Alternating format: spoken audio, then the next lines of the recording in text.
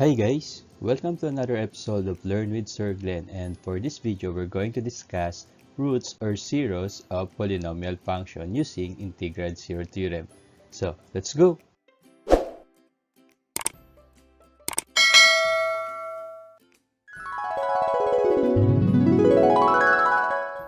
Series of polynomial functions. So if x minus c is a factor of p of x, then c is a zero of p of x.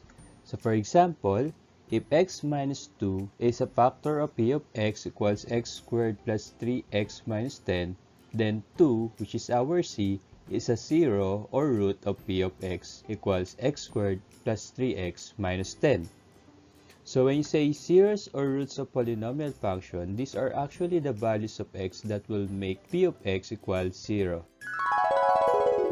And for this lesson, we're going to use the integral zero theorem, which states that if an integer is a zero of given polynomial function, then it is a divisor or factor of the constant term of the polynomial function. So let's see our example a while ago. If x minus 2 is a factor of p of x equals x squared plus 3x minus 10, then 2 is a zero or root of p of x equals x squared plus 3x minus 10. Since 2 is a zero of x squared plus 3x minus 10, then 2 is a factor of our constant term, which is negative 10. So how do we find the zeros of a polynomial function? So let's have this. Find the zeros of p of x equals x cubed minus 4x squared plus x plus 6. If you want to find the zeros of your polynomial function, you can just simply follow these steps. So step 1 is to arrange the polynomial in decreasing power of x and use 0 to place in any missing term, and then equate to 0, or also known as standard form. If the polynomial is in factor form, we will proceed to step 5. Step 2 is to determine the degree of the polynomial to determine the maximum number of roots that we are going to have. Step 3 is to list down all possible zeros using the integral zero theorem. Then step 4 is use synthetic division, long division, or factor theorem to determine the roots of the polynomial equation. So for this one, we're going to use the synthetic division. Step 5, if the polynomial is in factor form, use the zero product rule. So according to the zero product rule, if a times b is equal to 0, then a equals 0 or b equals 0 or both a and b are equal to 0. So now let's try to use these steps to find the zeros of p of x equals x cubed minus 4x squared plus x plus 6. So step 1 is to arrange the polynomial in decreasing power of x and use 0 to place in any missing term and then equate to 0, also known as the standard form. So for this one, we're going to have x cubed minus 4x squared plus x plus 6 equals 0. Then we have to determine the degree to determine the maximum number of roots that we're going to have. So the degree is the highest exponent, so therefore our degree is 3. So we're going to look for maximum of 3 zeros. Then step 3 is to list down all possible zeros using the integral zero theorem. So according to the integral zero theorem, if an integer is a zero of a polynomial function, then that integer is a factor or divisor of your constant term. So for the possible zeros, we're just going to list down all the factors of our constant term, which is on this one, 6. So we will have possible zeros are the factors of 6, which is our constant term. Then we will have positive negative 1, positive negative 2, positive negative 3, and positive negative 6. Then step 4, we're going to use the synthetic division, long division, or factor theorem to determine the roots of the polynomial equation by trial and error. And for this one, we're going to use synthetic division. So we're going to set up our synthetic division and we put the numerical coefficient of our polynomial function on the first row of your synthetic division. So we will have 1, negative 4, 1, 6. So what we're going to do is to perform the synthetic division, and our aim is to have the last digit on the third row equals 0. We're going to choose a number from our possible zeros and put it on our synthetic divisor box, then perform the synthetic division, and if it is not 0, we have to replace it with another number until we have 0 for the last digit on our third row. So for this one, we're going to try 1. So we're going to perform the synthetic division by bringing down the first digit on our first row to your third row, then multiply it to your synthetic divisor. So 1 times 1 is 1, then add, so negative 4 plus 1 is negative 3, then multiply it to your synthetic divisor. 1 times negative 3 is negative 3, then add 1 times negative 3 is negative 2, then multiply. 1 times negative 2 is negative 2, then 6 plus negative 2 is 4. So obviously it is not 0, so therefore this is an error. Since this is an error, we're going to try again another number from our possible zeros. So we're going to have another set of synthetic division, but this time we're going to choose another number from our possible zeros. So let's have negative 1. Performing the synthetic division, we will have bring down 1, multiply, that's negative 1, add, that's negative 5, multiply, that's 5, add, that's 6, multiply, that's negative 6, adding this number will give you 0. So since this is 0, then we are going to have negative 1 as one of the zeros that we're going to look. Since we can have maximum of 3 zeros on this polynomial function, we're going to look for 2 more zeros. On our third row, we only have 1, negative 5, and 6 for our remaining digits. So all you have to do now is to express this in quadratic equation, giving us x squared minus 5x plus 6 equals 0. Then, to get the zeros, we just simply look for the factors of this quadratic equation. So we will have x minus 2 times x minus 3 equals 0. So since this is already in the factor form, we're going to proceed with step 5. Which is using the zero product rule. So according to the zero product rule, you can equate each factor to zeros since the product of these two factors is 0. So therefore, we can equate x minus 2 to 0, and then we can now solve for x, which will give us x equals 2. We can also equate x minus 3 to 0, then we can solve for x, we will have x equals 3.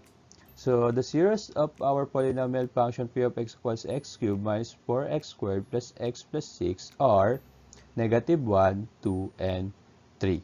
So all we have to do now is to write our answer together, which will give us zeros are negative 1, 2, and 3. Okay, so let's have another example.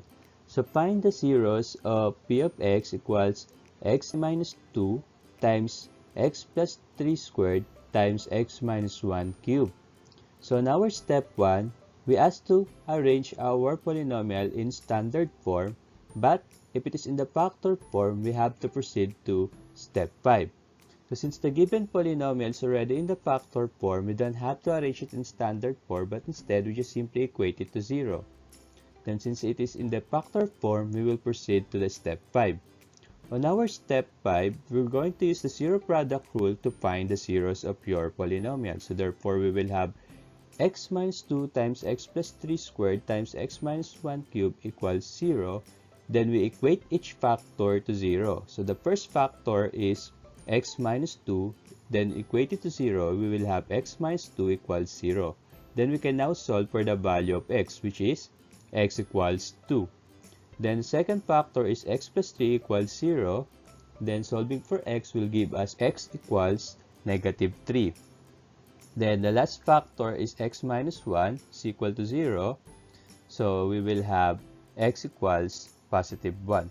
So although we have here repeated factors such as x plus 3 times x plus 3, which will give us x plus 3 squared, and x minus 1 times x minus 1 times x minus 1, which will give us x minus 1 cubed, we don't have to solve for all those factors, but instead we're just going to put this one. So since we have x plus 3 times x plus 3, we're just going to have 2 negative 3 because of the exponent 2 for our zeros. Then we will also have 3 positive 1 because of the exponent 3 on our factors. So after this, we can now make use of the multiplicity of zeros. So the multiplicity of zeros is the number of occurrence of repeated zeros in the polynomial function. So when you write your answer, you can have it this way. Zeros are negative 3, 1, 1, 1, 2, or you can make use of the word multiplicity. So you can have negative 3 multiplicity of 2, 1 multiplicity of 3, and then we have 2. So this is important if you want to graph your polynomial function because you're going to make use of the multiplicity of your zeros. Okay, so let's have our third example. So find the zeros of p of x equals x raised to 4 minus 4x cubed plus 16x minus x squared plus 12. So again, on our step 1, we have to write it in standard form, arranging the power of x in descending order. So we will have x raised to 4 minus 4x cubed minus x squared plus 16x minus 12 equals 0. Then we have to identify the degree. So since the highest exponent here is 4, the degree is 4, then we're going to have 4 maximum number of zeros. Then step 3 is to look for the possible zeros. So the possible zeros are from the factors of your constant term. So therefore, we're going to have the following numbers. So possible zeros are factors of 12. So therefore, we have positive negative 1, positive negative 2, positive negative 3, positive negative 4, positive negative 6, and then positive negative 12. So if you want to solve for the zeros, we're going to use synthetic division by trial and error. So we will have our synthetic division setup. So 1, negative 4, negative 1, 16, and negative 12. So our aim is to apply the synthetic division, and we should get 0 on the last digit on the third row. So we're going to pick any number from the list of our possible zeros and put it on our synthetic divisor box. Then apply the synthetic division and it should be 0. So for this one, we're going to use 1. So applying the synthetic division, we're going to bring down 1, multiply, that's 1, add, that's negative 3, multiply, that's negative 3, add negative 4, multiply, that's negative 4, add, we will have 12, then multiplying 1 times 12 is positive 12. So adding negative 12 plus positive 12 is 0. So therefore, 1 is one of the zeros that we are looking for. So since we still have 4 remaining digits on our third row, we're going to continue this process by performing another synthetic division.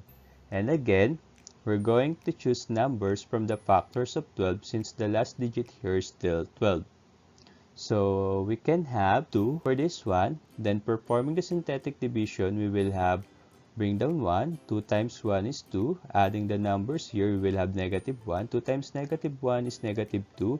Negative 4 plus negative 2 is negative 6. 2 times negative 6 is negative 12. Then adding positive 12 plus negative 12 is equal to 0. So since this is another 0, then 2 is one of our zeros. So after this, we can now express this as quadratic equation. So we will have x squared minus x minus 6 equals 0. And to look for the zeros, we're just going to look for the factors of this. X plus 2 times x minus 3 is equal to 0. Then we use the zero product rule since it is already in the factor form. So we're going to equate the first factor to 0. Then we will have x plus 2 equals 0. Then solving for x, we will going to have x equals negative 2.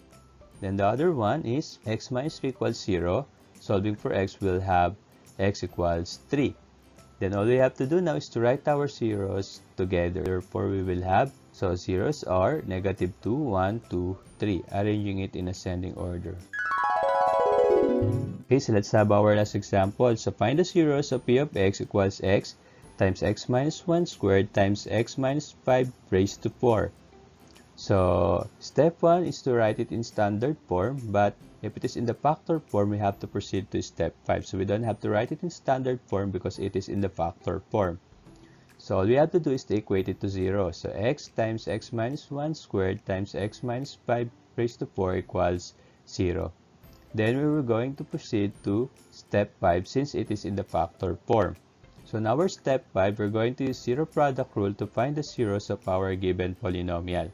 So we equate each factor to 0, then solve for x. So the first factor is x, so therefore we will have x equals 0. Then x minus 1 is equal to 0, so x equals 1. Then the last factor is x minus 5 equals 0, so x equals 5. So since there are exponents, there will be repeated zeros. So there will be 2 positive 1 because it has exponent 2. Then there will be 4 positive 5 because it has exponent 4. So our zeros will be 0, 1, 1, 5, 5, 5, 5. Or using the multiplicity, we will have 1 multiplicity of 2, 5 multiplicity of 4, then 0. Okay, that's it. We're done. Thank you for watching and hope you have learned something from this video.